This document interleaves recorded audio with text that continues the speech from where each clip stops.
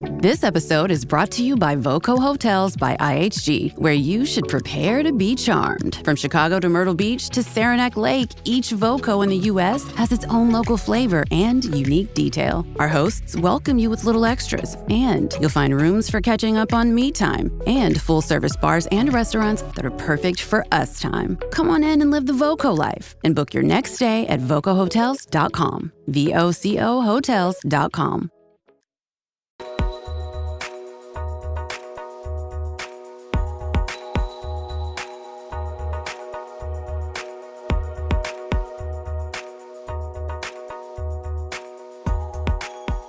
Welcome to episode 80 of the High Volume Hiring Podcast. I am one of your two co-hosts. I'm Stephen Rothberg. I'm the founder of College Recruiter Job Search Site. And I am joined today on this cold and blustery day by my co-host, Jeanette Leeds. Jeanette, great to see you again. Hello, great to see you too on the last episode of the year.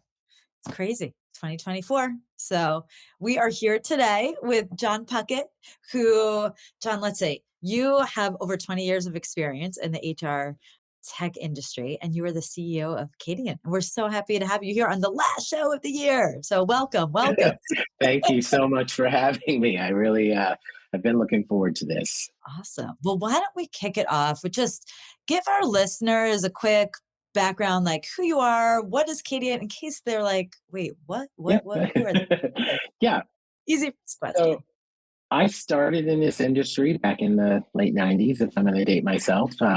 And at the time was working for Unicrew, which was really the pioneer in hourly hiring ATS business. And through the progression, I spent some time working through my career at Kronos, which I'm sure a lot of people know, which is now UKG, and then eventually evolved into to Cadiant and became the CEO of Cadiant about a year and a half ago. So it has been an interesting ride, especially with all the changes in technology on the hiring side, and obviously with the pandemic and just the overall changes that we've seen on the hourly business. Cadiant still focuses on the hourly, primarily on hourly hiring, mass hiring for large retailers. But we work with large enterprise organizations all the way down to S&B. So that is just a quick synopsis. I've been in the industry for many, many years and have worked a lot of different aspects of the organizations that I've been involved with. I think our listeners, whether they're like watching on LinkedIn or YouTube or listening to the audio only version on like Apple or Spotify, now they're like, oh, I totally get why he's on this show. So hopefully so. Exactly. Yeah. So one of the things that we wanted to talk about was, sort of like when you have problems in the workforce, right? And those can be all different kinds of things. How does that impact your recruitment? How does that impact your retention?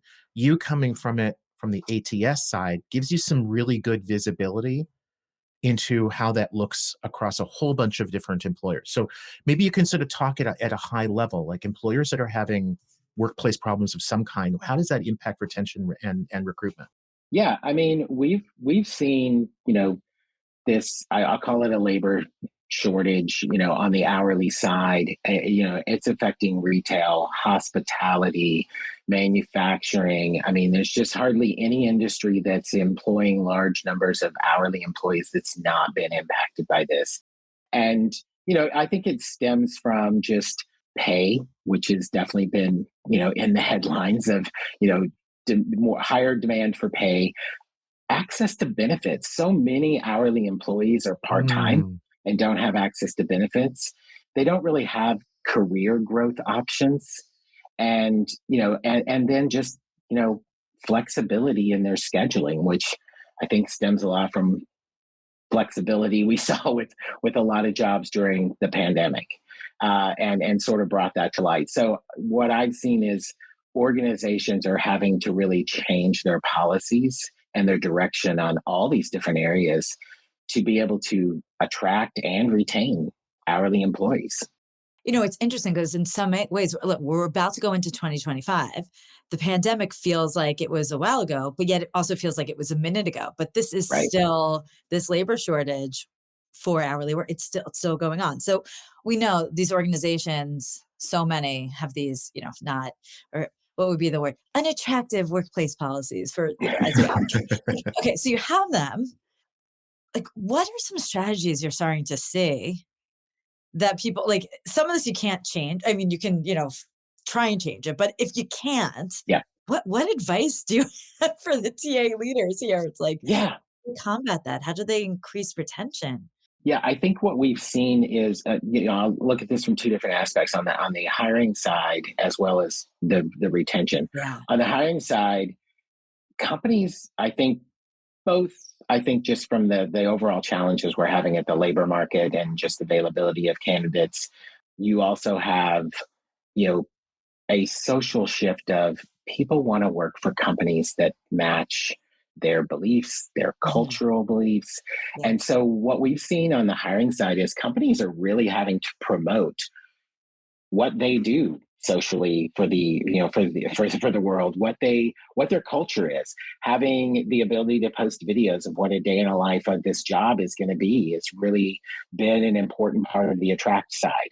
And then obviously AI technology is coming heavily into play on both sides, uh, but open, transparent communication to the applicants throughout the entire process, so they always know where do I stand in this process is critical.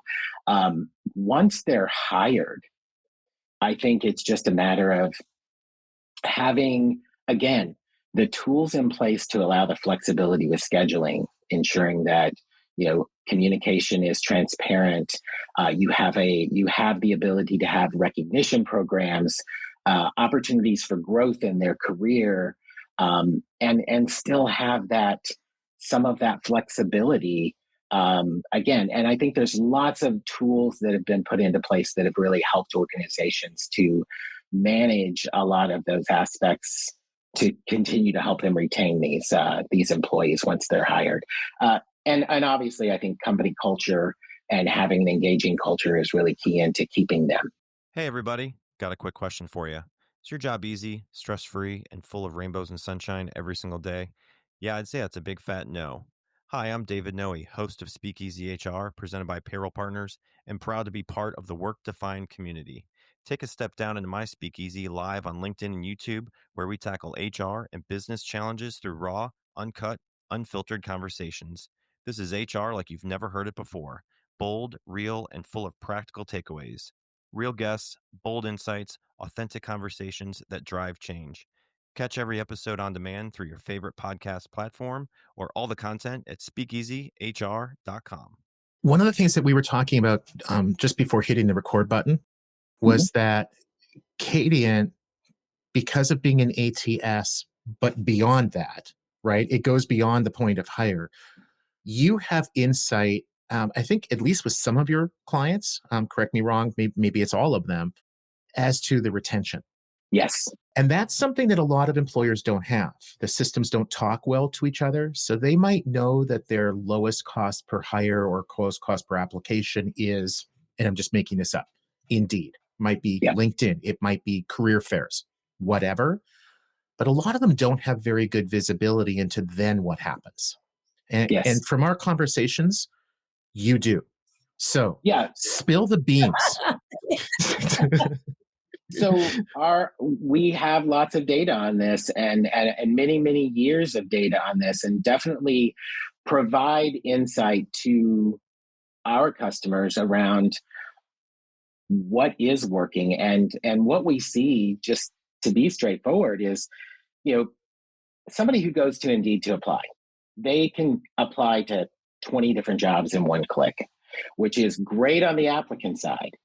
But from an employer's perspective, they're getting a ton of candidates coming in. But for those applicants that are being hired that come in through that method, what we see in our data is that they're less likely to stay on the job longer because they've applied to many other jobs and they're constantly being re-engaged by other organizations trying to get Mm, them to come and work for them. And so if you're not maintaining all of those other things I just mentioned that to try to keep that employee engaged and retained, you're going to lose them. And so what our data shows is applicants that are coming in from these large job boards don't typically stay on the job as long. And so putting other methods in place to attract employees, whether it's referral programs or just, having again sort of that information on your website about your culture and having them come mhm. directly to you to apply, we see that those applicants who get hired stay longer on the job. It's so interesting because one of the things I'm thinking about is I've had so many conversations over the years with um, I would say hiring managers at times who are, I would say, a little more old school, who are like, we're going to make this application process much more onerous, right? So, like, someone listening might be like, oh, well, it's so easy to apply in these jobs. I'm going to make this, forget about all this other good stuff. Like, I'm going to just make the application process so much longer because then those candidates really want to work here. Like, can you maybe just talk about why that's not a good idea if someone just Oh, just yeah, I can definitely talk to that because yeah, that's what we've seen, especially over I would say the last 5 years. yeah, We went from application processes that included 50 questions, surveys, and assessments, and you, to they want to be able to hire in the click of a button. They want the application process to be a click of a button. We have reduced the overall size of the application process probably by 10 in most of the organizations we work with. We have seen it, they come to us and say, what can we remove from the process but still get the information we need? And what we've also seen is the collection of the data that's needed is done in segments to keep the applicant engaged. You start out just by getting their name and their interest in the job, and then you reach out to them and get a little more information about their skill sets or their work history, and then you reach out and get a little bit more until you get what you need to be able to make that decision. And that plays into just, again, keeping the applicants engaged through the entire process. I think we got time for one more question. I just want to follow up on what you just said, John, the segments, right? Nobody's saying that you cannot collect information from these candidates that you need to hire. It's a question Right. of when, right? You don't have When to and do it how. all at the beginning, right? So here's the question. You're very data driven, which is why I wanted you on the show. And that is, and if Jeanette did or didn't, that's up to her to say. I'm just kidding. It's like, wait a second, aren't we a team here? So Yeah, anyway, the, yeah. the question I had for you, John, is when you've got like these high volume retail kinds of clients, and they come to you, it seems to me that you're probably getting asked, how long should the process be? Like, it's one thing to say it's too long, it's too Yep. little, right? What is the sweet spot? Do you say it should take 5 minutes, 12 minutes, 18 minutes? Like, is there like a I range where for those sorts of roles, it's like that's a good spot to be in? honestly, I think it really does vary by organization, and it depends on what challenges we're trying to solve for them and what they need to be able to make that decision. So what we try to do is understand what it is they need in order to make a decision, provide them the tools, whether that is through AI technology, through carving the process up so it happens in segments. And I will say this, we consider AI technology augmented intelligence Mm, at Acadian because we don't ever see the human aspect being removed from hiring. agree. We are augmenting that process to try to make sure that we're keeping the applicants engaged, that we're providing the hiring managers the information they need to make a decision and to find the right candidate and to do that quickly, easily, efficiently. So it does vary, and we consult with each of our clients, and I think that that's really important to say what works for one organization might not exactly work for another, but overall, we absolutely have seen the apply process for applicants has greatly changed in the last 5 years, where you have to you have to do certain things to get them the information they need to even get them to want to apply, and then you have to keep them engaged through the entire process, or they're gone. They've got 5 other companies they're talking to potentially. Cool. Well, Jeanette, I think we're going to have John on another time so that he can Yes. explain to Great. us, why, come hell or high water, the application process needs to be somewhere between 5 minutes and 13 seconds and 5 minutes and 16 seconds. Right. And that 3-second no, I'm just kidding. Exactly. It's a big difference. It actually, I feel like we live in this world of so much like instant gratification and engagement. If we think about, being on TikTok or, maybe Facebook, if you're a little, like, it's just these constant so everything needs to be short, sweet, just like this podcast. Exactly. Exactly. Short, not necessarily sweet, but whatever. Jeanette, John, for all the J's involved in this podcast, thank you so much. Yes, Happy New Year. you. Yes. Yeah, Happy New Year. Thank you so much everyone. for having me on. Here's to 2025 and all that it brings. Thanks for Thank being you. with us today, John. Take care. Bye, everyone.